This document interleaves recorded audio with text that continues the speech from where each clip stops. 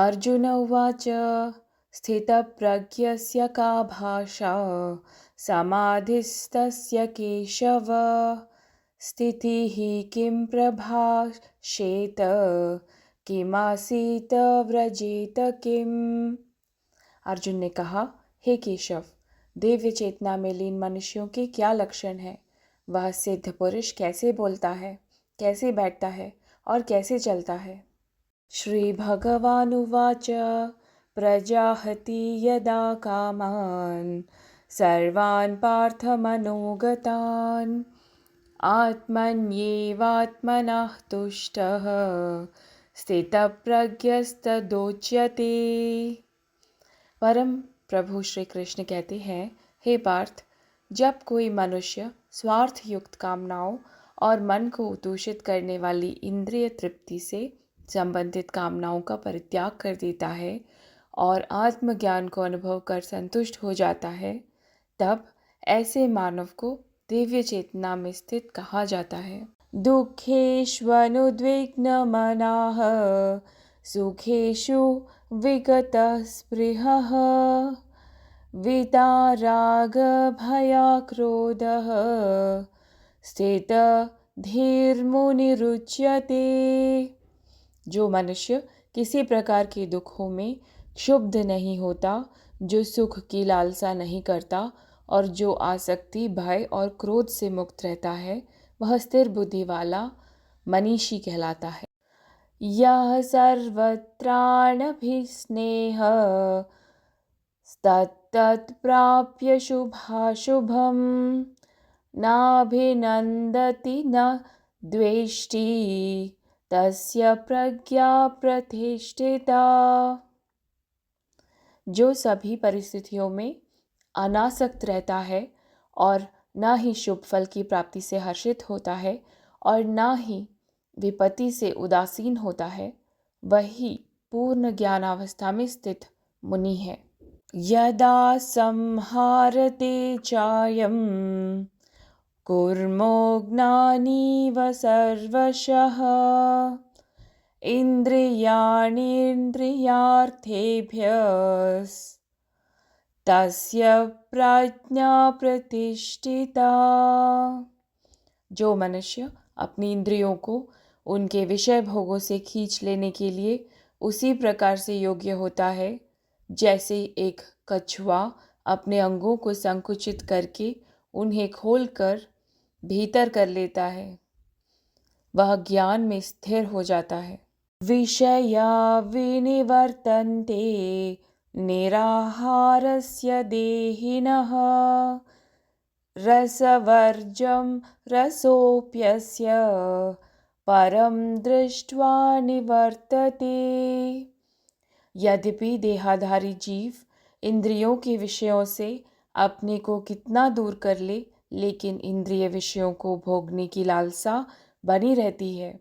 फिर भी जो लोग भगवान को जान लेते हैं, उनकी लालसाएं समाप्त हो जाती हैं। यततो ह्यपि कौन्तेय पुरुषस्य विपश्चितः इन्द्रियाणि प्रमाथीनि हरन्ति प्रसभं मनः। हे कुंती पुत्र, इंद्रियां इतनी प्रबल और अशांत होती हैं कि वे विवेकशील और आत्मनियंत्रण का आभास करने वाले मनुष्य के मन को भी अपने वश में कर लेती है। तानि सर्वाणि संयम्य युक्तासीत मतःपरः वशे हि यस्येन्द्रियाणि तस्य प्रज्ञा प्रतिष्ठिता। वे जो अपनी इंद्रियों को वश में कर लेते हैं और अपने मन को मुझ में स्थिर कर देते हैं, वे दिव्य ज्ञान में स्थित होते हैं। ध्यायतो विषयान् पुंस संगस्तेषुपजायते संघात् संजायते कामः कामात् क्रोधोऽभिजायते। इंद्रियों के विषयों का चिंतन करते हुए मनुष्य उनमें आसक्त हो जाता है और आसक्ति कामना की ओर ले जाती है और कामना से क्रोध उत्पन्न होता है। क्रोधात् भवति सम्मोहः, सम्मोहात् स्मृति विभ्रमः, स्मृति भ्रंशात् बुद्धिनाशो, बुद्धिनाशात् प्रणश्यति। क्रोध निर्णय लेने की क्षमता को क्षीण करता है, जिसके कारण स्मृति भ्रम हो जाता है। जब स्मृति भ्रमित हो जाती है तब बुद्धि का नाश हो जाता है और बुद्धि के नष्ट होने से मनुष्य का पतन हो जाता है। राग द्वेष वियुक्तैस्तु विषयानीन्द्रियैश्चरन्, आत्मवश्यैर्विधेर्यात्मा प्रसादमधिगच्छति। लेकिन जो मन को वश में रखता है वह इंद्रियों के विषय का भोग करने पर भी राग और द्वेष से मुक्त रहता है और भगवत कृपा प्राप्त करता है। प्रसादे सर्वदुःखानां हानिरस्योपजायते, प्रसन्नचेतसो ह्याशो बुद्धिः पर्यवतिष्ठते। भगवान की दिव्य कृपा से शांति प्राप्त होती है, जिससे सभी दुखों का अंत हो जाता है और ऐसे शांत मन वाले मनुष्य की बुद्धि दृढ़ता से भगवान में स्थिर हो जाती है। नास्ति बुद्धिर्युक्तस्य न चायुक्तस्य भावना, न चाभावयतः शान्तिर्शान्तस्य कुतः सुखम्।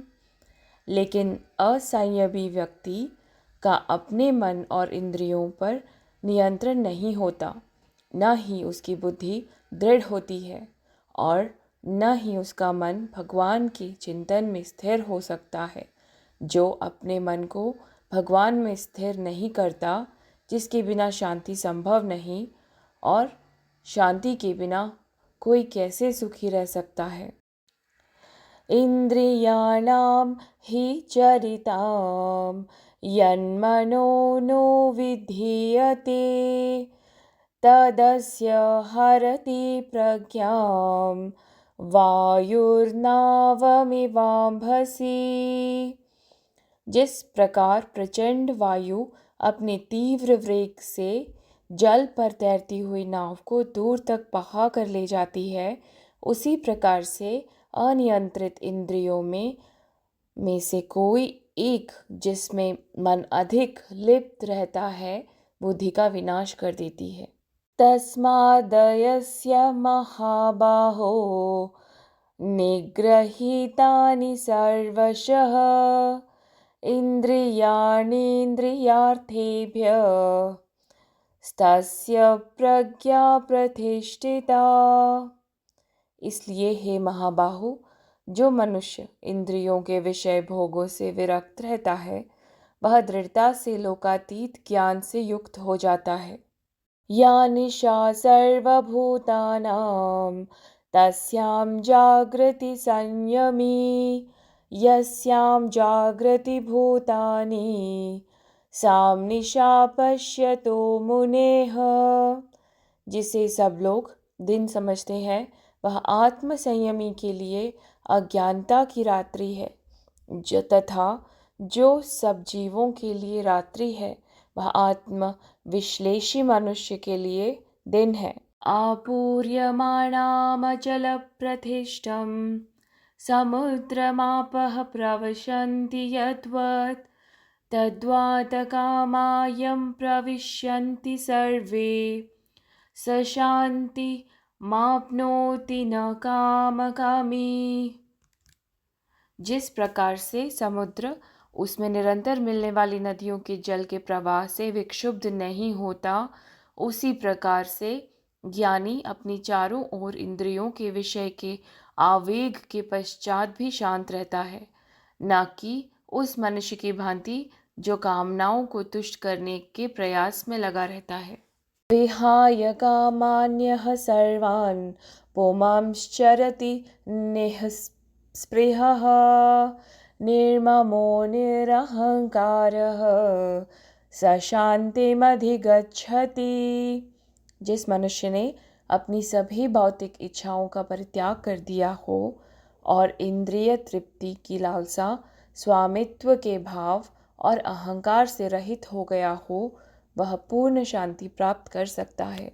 एषा ब्राह्मी स्थितः पार्थ नैनं प्राप्य विमुह्यति।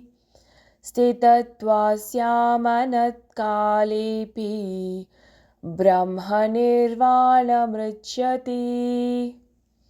हे पार्थ, ऐसी अवस्था में रहने वाली प्रबुद्ध आत्मा जब ब्रह्म ज्ञान प्राप्त कर लेती है, वह फिर कभी भ्रमित नहीं होती।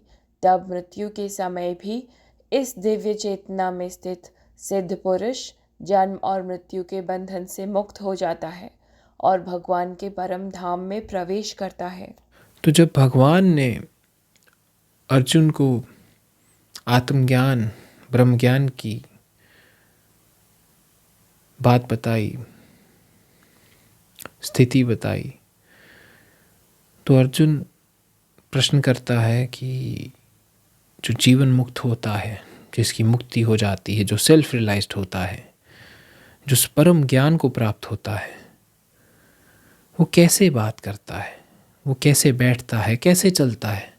ये सारी बहुत ही स्वाभाविक चीज़ें हैं, क्योंकि हमें हमेशा लगता है कि जो अवेकेंड बीइंग्स हैं, एनलाइटेंड बीइंग्स हैं, हमसे अलग हैं। वो अलग नहीं है, वो बिल्कुल आप ही हैं, बस रूप अलग है। एक हिसाब से मुक्ति के बाद कुछ बदल नहीं रहा है, जो पहले था वैसा ही है। लेकिन जो सही चीज़ बदली है कि पहले सीमित थे, अपने रूप में, अपनी आइडेंटिटी में खोए हुए थे। बट पोस्ट रियलाइजेशन और जैसे जैसे कॉन्शियसनेस का लेवल बढ़ता जाता है, तब वैसे वैसे व्यक्ति जानता है कि मैं ये एक बॉडी नहीं हूँ, मैं ये सिर्फ एक लिमिटेड कंडीशनड सेल्फ नहीं हूँ। मैं जो हूँ वो हर जगह है, मैं हर एक के साथ एक हूँ। मैं स्वयं को व्यक्त नहीं कर सकता, लेकिन मैं हूँ। मैं हर जगह हूँ, हर रूप में ही मैं हूँ। मैं हमेशा हूँ, हमेशा हूँ मैं। लेकिन जो इस चीज़ को नहीं जानता, उसके मन में हमेशा विचार ऐसा ही उठेगा कि ये कुछ अलग है, कुछ एक्स्ट्रा है, कुछ अलग पा लिया। वैसे ही अर्जुन भी भगवान श्री कृष्ण से पूछ रहा है कि जो जीवन मुक्त है, जो पहुंच गया है, वो कैसे चलेगा, कैसे बैठेगा, कैसे बात करेगा। तो भगवान कहते हैं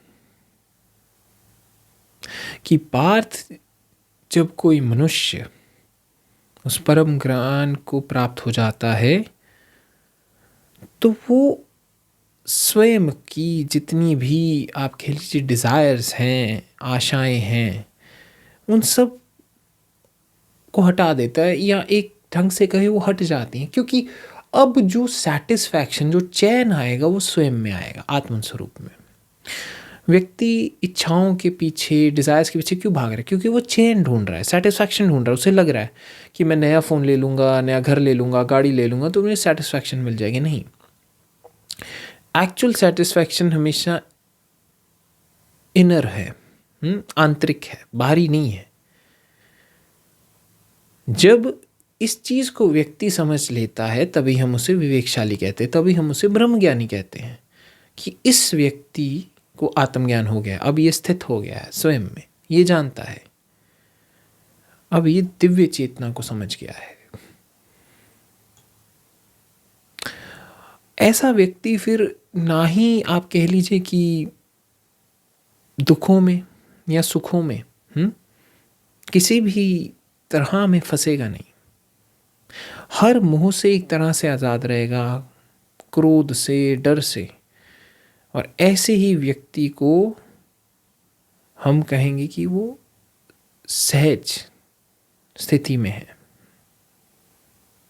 मनीषी है, वो स्थिर बुद्धि वाला मनुष्य है। लेकिन एक चीज़ समझनी होगी कि ये जितनी बातें बताई जाती हैं बहुत ही थ्योरेटिकल होती हैं। They are spoken from the perspective of pure consciousness. But till the time you are in a body, you are moving, you are acting, na, a lot of things will come, but वो effect ही नहीं डाल पाएंगी। इसलिए जब यहाँ पे कह रहे हैं कि डर ही नहीं लगेगा, दुख नहीं होगा, सुखों के पीछे नहीं भागेगा, बिल्कुल सही है, मोह भी नहीं होगा। बट इट्स जस्ट दैट कि ये सारी चीज़ें आ भी गई तो भी फ़र्क नहीं डाल पाएंगी, क्योंकि शरीर है और मन है, ये सारी चीज़ें वो चलती रहती है, उनका काम है। लेकिन ये फ़र्क क्यों नहीं डाल पाती हैं? जैसे एक टीवी स्क्रीन को उसके चैनल पर कुछ भी चल रहा हो, फ़र्क नहीं पड़ता ना, ऐसे ही आत्मज्ञानी किसी भी कर्म में हो, कुछ भी कर रहा हो, कुछ भी चल रहा हो, कोई फ़र्क नहीं डलता उसके अंदर। उसके लिए सारा सिस्टम खेल बन जाता है, एक मजाक। लेकिन इस चीज़ को वही कह सकता है जिसने जाना है। इन थ्योरी बिल्कुल ऐसा है, यस, ना सुख दुख का फ़र्क पड़ेगा, ना किसी चीज़ की लालसा होगी, मोह भी नहीं होगा, मुक्त रहेगा। क्योंकि ये सारी चीज़ें तब तक आप पे इफेक्ट कर रही जब तक आप खुद को एक लिमिटेड आइडेंटिटी सेल्फ मान रहे हो। तब आप कह रहे हो ना कि मुझसे ये छीन ना लिया जाए, आपको डर है, मुझे ये पद चाहिए, मुझे दुख से बचाओ, ये सारी चीज़ें, क्रोध आ रहा है क्योंकि एक लिमिटेड आइडेंटिटी है। But when you are that ना, ऐसा बहुत बार होता है ना, मुझे बड़ा अजीब भी लगता है, कोई मुझसे लड़े या कोई बात करे ना कुछ ऐसी, तो मुझे कई बार मजाक हंसी आ जाती है। और स्पेशली जब नया नया था तो बहुत हंसी आती थी, क्या बात करें, किससे क्या कहें, है ही जब वो खुद तो कोई गुस्सा भी कर रहा होता है ना, तो मुझे बहुत हैरानी होती, हंसी आती कि परमात्मा खुद से लड़ रहे हैं, खुद से बात कर रहे हैं, डांट रहे हैं। अब क्या करें, लीला ऐसी है, खेल ऐसा है। जब नया नया था तो ऐसा लगा कि जब सभी परमात्मा है तो क्या बोलूं किसको, ऐसा जैसे नाम ही उड़ गए हों सारे।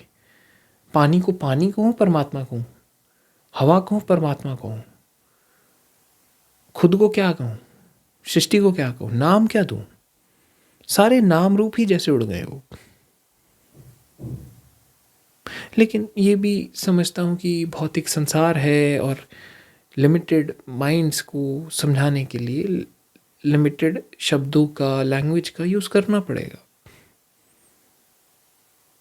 सत्य को अगर पूर्ण तरीके से व्यक्त करना है तो एक ही हल है, वो है मौन, साइलेंस। और कोई भी ढंग, कोई भी शब्द, कोई भी शास्त्र, कोई भी किताब उस पूर्ण को व्यक्त नहीं कर सकती। ये बहुत बड़ी दुविधा आ जाती है।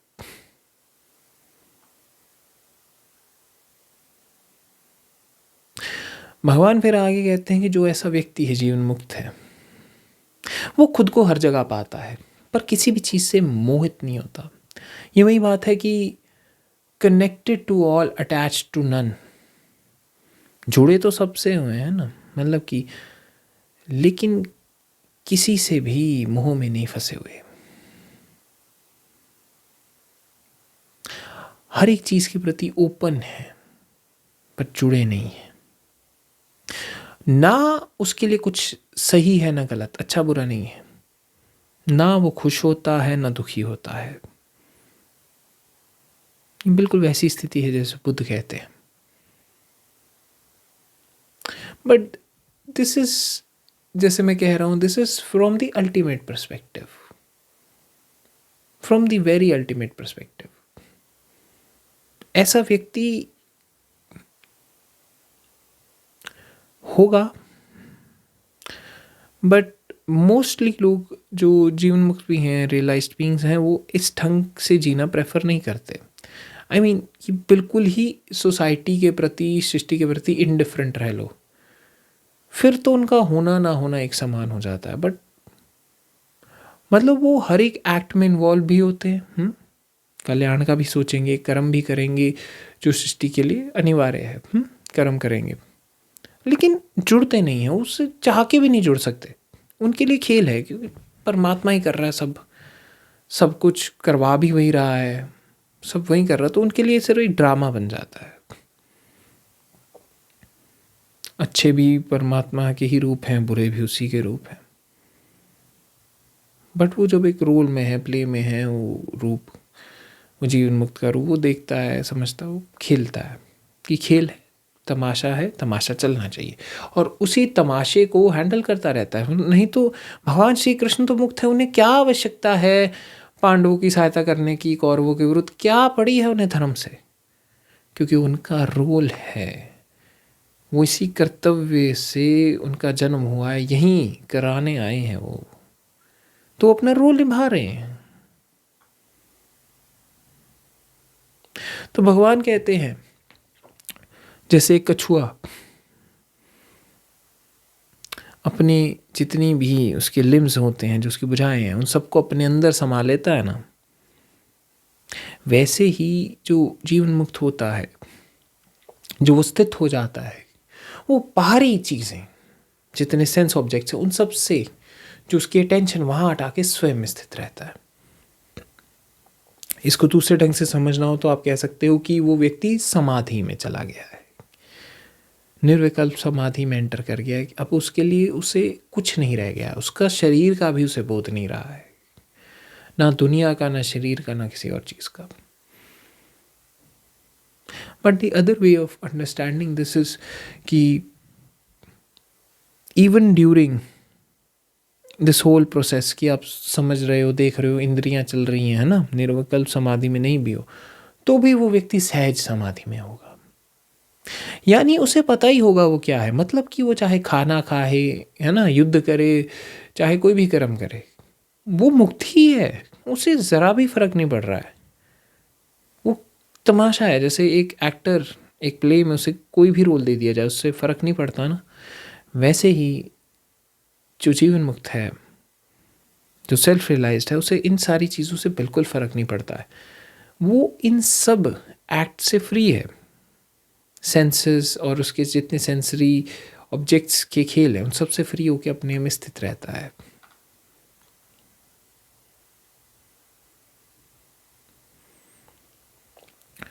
भगवान आगे समझाते हैं कि जो देहधारी जीव हैं, मतलब जो ह्यूमंस, इंसान हैं, वो चाहे सेंसरी जो आप कह लीजिए कि सारे ऑब्जेक्ट्स हैं, प्लेजर्स हैं, पेन्स हैं, सारी उनसे चाहे जितना मर्जी बचना चाहे, लेकिन उन्हें भोगने की जो लालसा है ना वो बनी रहती है, क्योंकि मन से आ रही है ना। आप कह दो कि मुझे खाना नहीं खाना, तो कहीं ना कहीं वो जो भूख अगर शारीरिक को रोक भी लिया ना तो मन आ जाएगा, वो कहेगा नहीं अब तो खाना पड़ेगा, लालसा आ जाएगी, क्योंकि वो स्थिति अंदर नहीं, वो बाहर ही आ रही, वो एकदम से खींच रही है, उसे भगा रही है।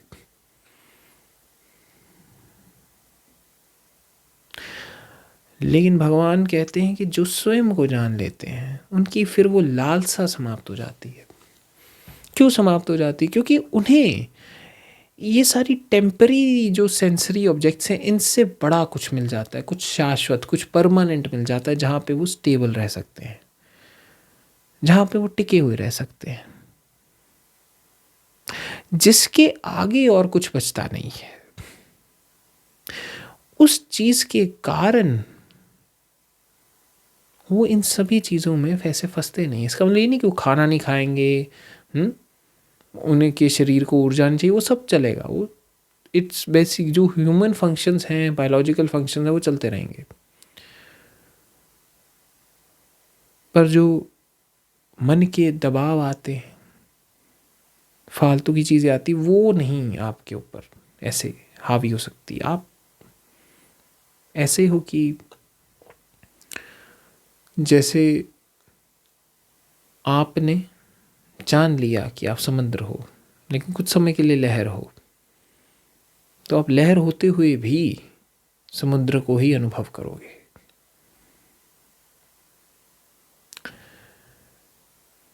तो भगवान कहते हैं कि चाहे जितना मर्जी बड़ा साधक हो, ज्ञानी हो, जो इंद्रियां हैं वो उसे ऐसे अभ्यास करने वाले व्यक्ति को भी आप कह लीजिए अशांत कर सकती है, उसके मन को डोल सकती है। इंद्रियां, बहुत सारे जो साधक होते हैं, अभ्यासी होते हैं, स्पेशली जो हठ योगी होते हैं, क्योंकि उनका ये सारा जो पाथ है वो जोर का है। जबरदस्ती से वो कंट्रोल कर रहे हैं सेंसेस के ऊपर। तो जो ऐसी स्थिति है वहां पर भी सेंसेस की जो आप कह लीजिए कि लालसा है ना, सेंसरी ऑब्जेक्ट्स की, वो कहीं ना कहीं आपको हिला सकती है, डाइवर्ट कर सकती है।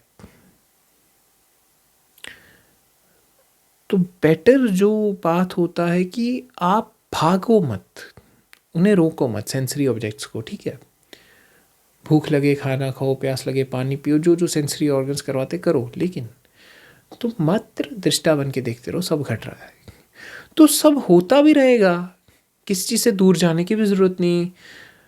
सब करते हुए भी तुम सब चीज़ के प्रति होश में रहोगे तो तुम पाओगे कि सब अपने आप घट रहा है।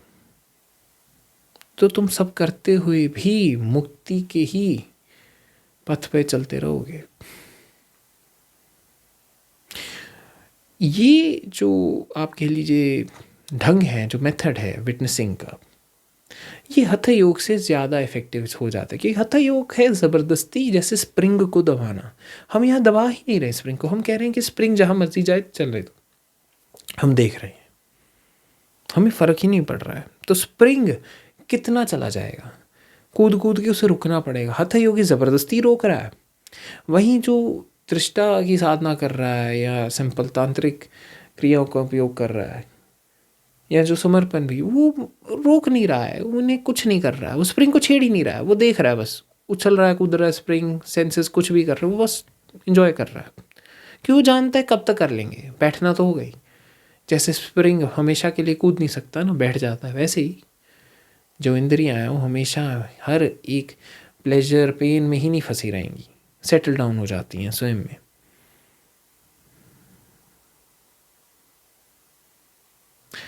तो भगवान कहते हैं कि जो अपनी इंद्रियों को स्थिर कर पाएंगे, स्वयं में स्थित हो पाएंगे, वहीं दिव्य ज्ञान को प्राप्त कर पाएंगे। यहां पर सारी बात अल्टीमेट पर्सपेक्टिव से आ रही है। मतलब कि जो इन सारी चीज़ों की भौतिकता से उठ के स्वयं में स्थिर हो पाएंगे ना, सारी इंद्रियों का जो वश बाहरी, क्योंकि इंद्रियों क्या है, ये चेतना है। चेतना जब बाहरी रूप में एक्ट कर रही है, वो कैसे कर रही है, सेंसेस के थ्रू। सांस ले पा रही है, टच कर पा रही है, देख पा रही है, सुन पा रही है, सूंघ पा रही है। पर इस सब सेंसेस के पीछे क्या है, वो है चेतना। अगर कॉन्शियसनेस ही नहीं होगी, अगर ये सेंसेस कॉन्शियस ही नहीं होंगे, उन्हें पता कैसे लगेगा संसार का। जब हम गहरी नींद में होते हैं तब जो चेतना है मौजूद तभी भी है, वो तो है ही, लेकिन वो अब उसका जो सारा केंद्र है वो बाहर ही नहीं, अंदर आ गया है। शरीर चल रहा है, सांसें चल रही हैं, वो उतना अलाउ कर रही है क्योंकि शरीर का बोध कंटिन्यू चलता है, वो ऐसा सिस्टम ऐसा बनाया गया। बट जो नॉर्मल सेंसेस है, गहरी नींद में हमें अपने शरीर का भी बोध नहीं रहता है, हमें अपना नाम मेमोरी तो छोड़ो, हमें पता ही नहीं होता हम हैं, सब गायब हो जाता है। क्योंकि अटेंशन जो बाहरी थी ना चेतना की, वो अंदर आ गई है। बाहरी अटेंशन मुझे बाहर के संसार के बारे में बता रही है, लेकिन जब वो अंदर आ गई, जब गहरी नींद आ गई, या जैसे हम दूसरी चीज समझाएं, समाधि तुरिया की अवस्था आ गई ना जब, तो ये सारी चीजें मुझे इफेक्ट ही नहीं कर पाएंगी। ये सारे सेंसेस, ये सारी चीजें उड़ जाएंगी मेरे लिए, मेरा शरीर भी नहीं रहेगा मेरे लिए।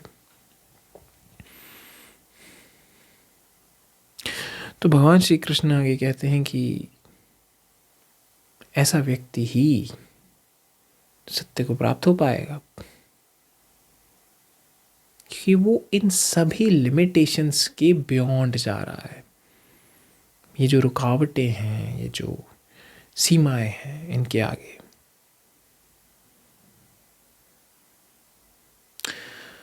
भगवान कहते हैं कि जो इंद्रियों के विषयों का चिंतन करते हैं,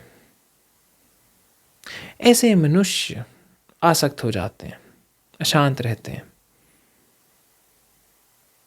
और फिर आसक्ति से कामना आती है, और कामना जब पूरी नहीं हो पाई तो क्रोध आता है। ऑब्जेक्ट्स में फंसे, उनसे मोह हुआ, इच्छा हुई, इच्छा पूरी नहीं हुई तो क्रोध आ गया। मान लो किसी ने कोई नया फ़ोन लेना है, बड़ा अच्छा फ़ोन है, देख लिया, मन में इच्छा जागी कि फ़ोन लेना चाहिए, ज़रूरत है, अच्छा लगता है हाथ में। फ़ोन मिला नहीं, ले नहीं पाए तो क्रोध आ रहा है कि क्यों नहीं ले पा रहा हूँ। खेल चल रहा है और मैं ऐसे ही बंध रहा हूँ। व्यक्ति ऐसे ही बनता है उस चक्र में, इस तमाशे में, सारे में। तो भगवान कहते हैं कि जब क्रोध आता है ना, तो निर्णय लेने की जो क्षमता होती है वो कम होने लग जाती है, जिसके कारण हमारी जो स्मृति है, जो मेमोरी है, वो भी कमज़ोर हो जाती है। और उसके बाद जब स्मृति भी उड़ गई, तब बुद्धि का भी नाश हो जाता है। तब जब मेमोरी भी गई, तब समझ नहीं आएगा क्या सही क्या गलत, मैं कौन हूँ, ये सारी सिस्टम। और जब बुद्धि भी गई तो मनुष्य का पतन हो जाता है। ये सारी चीज़ें इस कनेक्शन में समझाई जा रही हैं कि व्यक्ति अपने मूल को जाने। जब तक मूल में नहीं जाएगा वो मोह में पड़ता रहेगा, मोह में पड़ता रहेगा, क्रोध आता रहेगा, क्रोध आएगा, सही गलत नहीं समझ पाएगा। क्रोध में लोग एक दूसरे को मार देते हैं, पीट देते हैं, उन्हें पता ही नहीं लगता क्या कर रहे हैं। हीट ऑफ द मोमेंट कह देते हैं हम। जब ऐसा क्रोध इतना बढ़ जाए, बुद्धि भी नहीं चलती कि क्या किया। लोग बहुत सारी ऐसी चीज़ें जो क्रोध में कर देते, बाद में उन्हें याद भी नहीं रहता कि मैंने ऐसा कुछ किया था। और जब ऐसा हो जाता है तो जो उनकी सोचने समझने की शक्ति है वो भी कमज़ोर हो जाती है। जब ये होगा तो व्यक्ति का ओवरऑल ही सारा जो सिस्टम है ख़राब हो जाएगा। उसका जो सारा ढांचा है, उसकी ईगो, एक आइडेंटिटी और सारी समझ है, सब उड़ जाएगी। कैसे समझ पाएगा? बढ़ ही नहीं पाएगा आगे।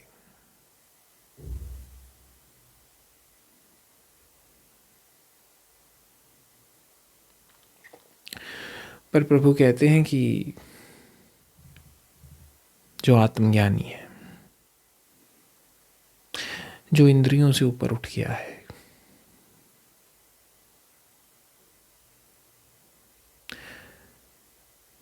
ऐसा व्यक्ति इंद्रियों के जो विषय हैं उनका भोग करने पर भी उनसे हमेशा मुक्त रहता है।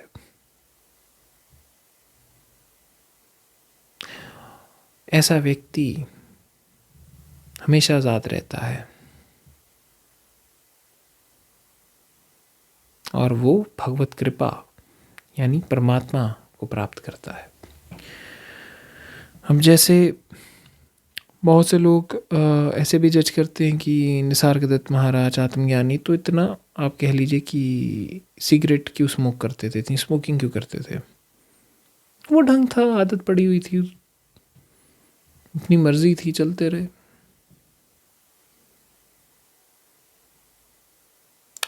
आत्मज्ञानियों के लिए बहुत सारी चीज़ें जो ऐसी हैं वो नहीं रहती। उनके लिए ऐसा हो जाता है कि खेलना ही है तो क्या ही फ़र्क पड़ रहा है। जैसे एक आम इंसान चलता है ना कि मुझे ज़िंदगी में ये अचीव करना है, ये हो गया, वो हो जाए, ये पालूंगा, वो पालूंगा। आत्मज्ञान के बाद बड़ा अजीब लगता है, क्या पाऊँ, क्या रह गया है, पाने जाऊँ तो भी टेम्परेरी है। तो व्यक्ति करना चाहता होता है कि चलिए ये कर लेते वो कर लेते, लेकिन ओवर टाइम उसे लगने लगता है कि ठीक है, अगर हो भी गया तो क्या। सो एक बहुत ही अलग तरह का डिलेमा आ जाता है कि एक तरफ कि ठीक है, बहुत मोटिवेशन दे सकते हैं, बहुत कार्य करवा सकते हैं, इंस्पायर कर सकते हैं लोगों को, बहुत सारी चीज़ें। दूसरी तरफ कि सब होकर भी क्या ही हो रहा है। ये खेल चलता रहता है और इस खेल में सब बंधे हैं, ये लीला कंटिन्यू रहती है। So it's a play. कोई समझे ना समझे, है तो खेल ही, क्योंकि ये खेल ही है जो इस ढंग से बांध रहा है, इस ढंग से चला रहा है, इस ढंग से खेल रहा है। इसी चीज़ को भगवान श्री कृष्ण समझाना चाह रहे हैं अर्जुन को कि ऐसा है, इस चीज़ को जानो, इस चीज़ को समझो। तो भगवान कहते हैं कि जो व्यक्ति ब्रह्म ज्ञान को प्राप्त हो जाता है, स्वयं को जान लेता है, उसके सभी दुखों का, सारी चीज़ों का, चिंताओं का नाश हो जाता है। क्योंकि दुख है एक व्यक्ति को, एक आइडेंटिटी को। ब्रह्म को किसी चीज़ का दुख नहीं, उसे किस बात का दुख है। दुख के लिए कोई चाहिए, भोगने के लिए चाहिए दुख। जब कोई है ही नहीं, स्वयं में स्थित है, तो क्या दुख है। सत्य के लिए, ब्रह्म के लिए ये संसार नहीं है। संसार में जो है उसी के लिए ये सुख दुख का खेल है। जो संसार के ही पार है, जो संसार में नहीं है, उसे किस बात का दुख, कैसा दुख। भगवान यही अर्जुन को समझा रहे हैं। तो भगवान कहते हैं कि जो तू स्थित है उससे तो कोई चिंता नहीं, लेकिन जो स्थित नहीं है, जिसका मन भागता रहता है, जिसके विचार चलते रहते हैं, ऐसा व्यक्ति विवेक को प्राप्त नहीं होता। ऐसा व्यक्ति ध्यान नहीं कर सकता है। और जब ध्यान नहीं कर पा रहा है, स्वयं स्थित नहीं हो पा रहा है, उसके लिए कोई शांति नहीं है। और जब शांति नहीं तो खुशी ही नहीं। तो भगवान कह रहे हैं कि जो सिर्फ अपनी इच्छाओं के पीछे भागता रहता है, इंद्रियों की संतुष्टि के लिए भागता रहता है, वो कभी भी इस संसार का जो सागर है उससे पार नहीं हो सकता। उसकी हालत वैसी ही है जैसे एक नाव जिसे हवा कहीं पर भी भाए ले जा रही है, क्योंकि उसका कंट्रोल ही नहीं है खुद पर। हवा जहाँ पर भी आती है उसे ले जाती है। जैसे इंद्रियों का जो भी इफ़ेक्ट आता है, जो भी वासना आ गई, जो भी फीलिंग आ गई, वो आई लेकर चली गई। व्यक्ति स्थिर ही नहीं रह पा रहा है।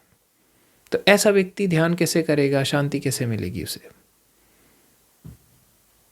तो भगवान इसलिए कहते हैं कि अर्जुन, वही व्यक्ति आत्मज्ञानी है, वही परम ज्ञानी है जिसकी इंद्रियां उसके वश में हैं, जिसकी इंद्रियां उससे, उसके जो ऑब्जेक्ट्स हैं उसे हिला नहीं पाते।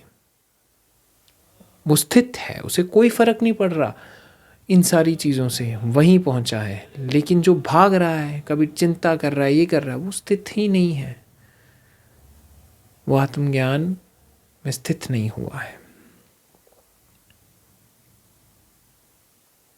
भगवान इसे इस एग्जाम्पल से समझाते हैं कि जिसे सब लोग दिन समझते हैं, वह आत्मज्ञानी के लिए अज्ञानता की रात्रि है,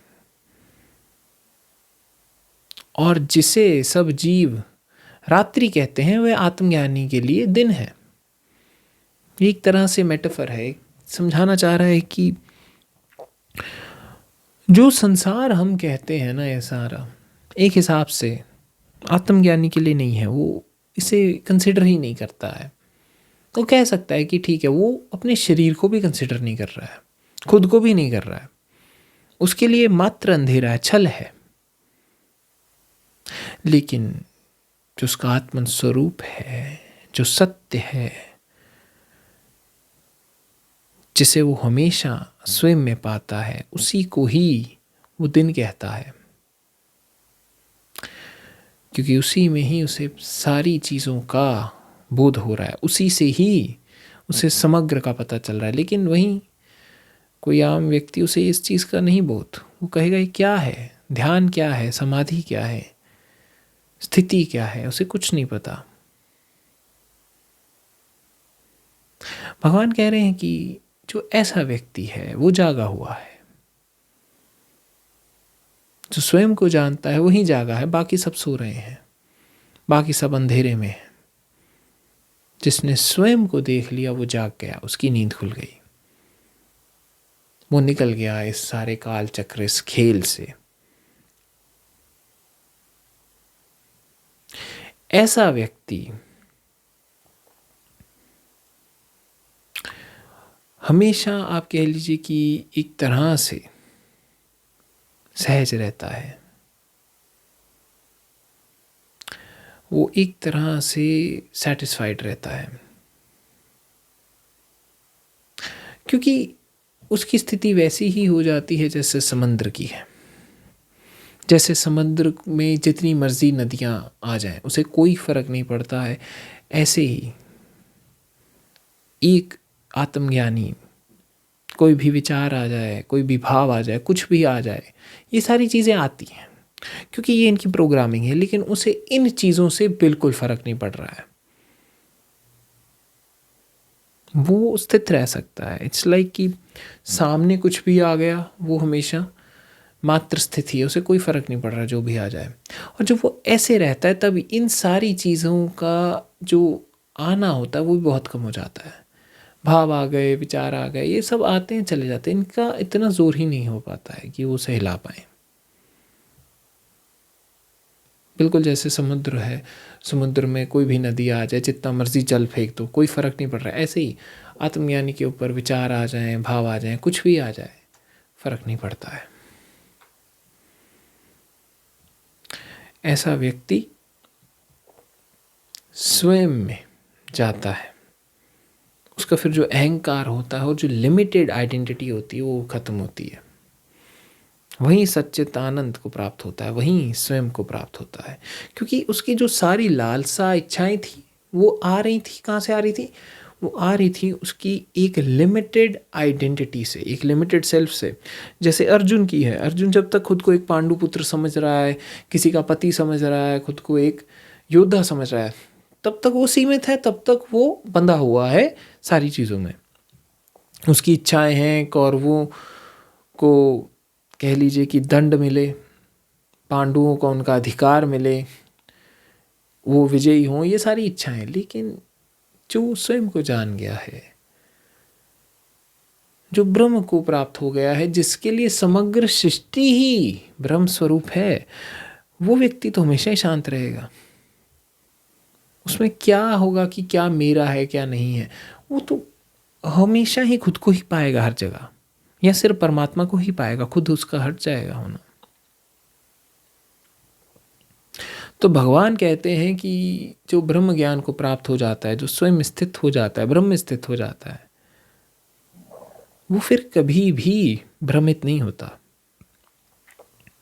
फंसता नहीं है माया के जाल में। और जब एक बार स्वयं स्थित हो गया तब वो पूर्ण तरह से, जिसे हम महासमाधि कहते हैं, कि अब वो वापस नहीं आएगा, काल चक्र से ही निकल गया। जीवन मुक्ति है कि हाँ, जीवन के दौरान जाग रहा है व्यक्ति, जिंदा है और तब मुक्त है। उसके बाद है कि अब वो इस काल चक्र से ही मुक्त हो गया है।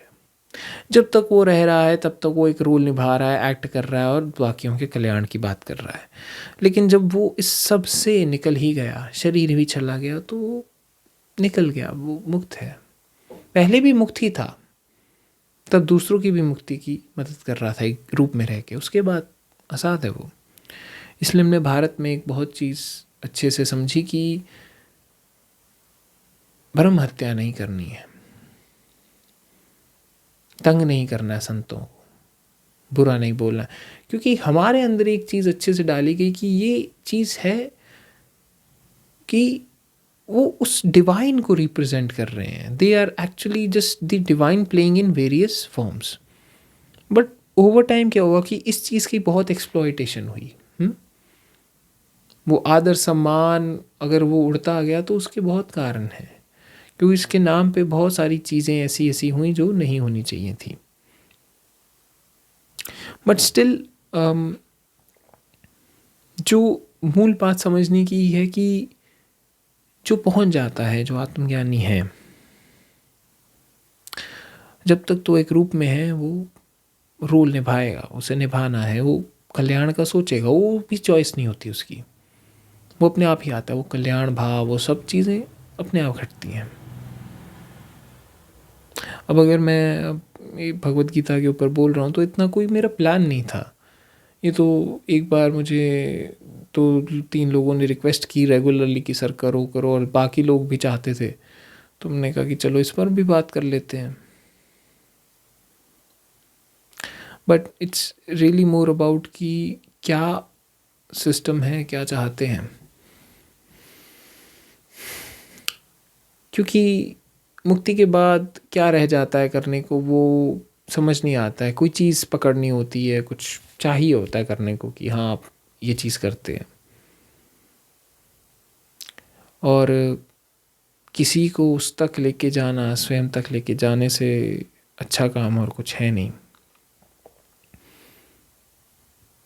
तो भगवान श्री कृष्ण